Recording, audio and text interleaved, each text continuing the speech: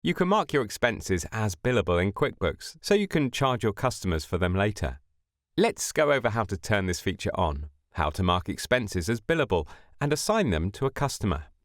Then we'll add those expenses to an invoice.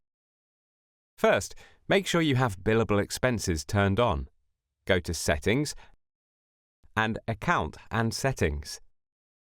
Then select Expenses. Select the Bills and Expenses section. Make sure that Track Expenses and Items by Customer is turned on. Note that this feature is not available in some QuickBooks plans. Then turn on Make Expenses and Items Billable if you want to charge a markup on your expenses. You can also decide if you want to count these expenses as income. Once you are finished, select Save and then Done. Now you're ready to track and bill expenses by customer. Go to Transactions and Bank Transactions. When you have an expense you want to bill to a customer, just select it and select the customer you want to bill it to. If you don't see your customer, then you can add them here. Then check this Billable box.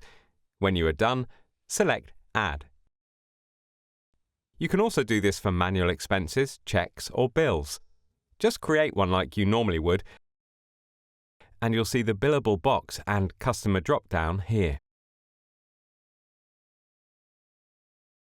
When you are ready to invoice your customer for these expenses, go to New and Invoice.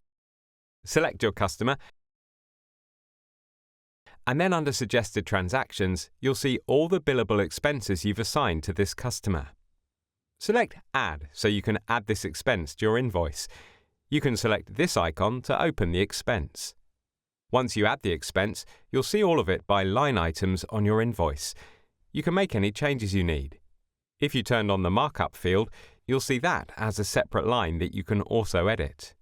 Note that your customer does not see the markup field. Complete the rest of your invoice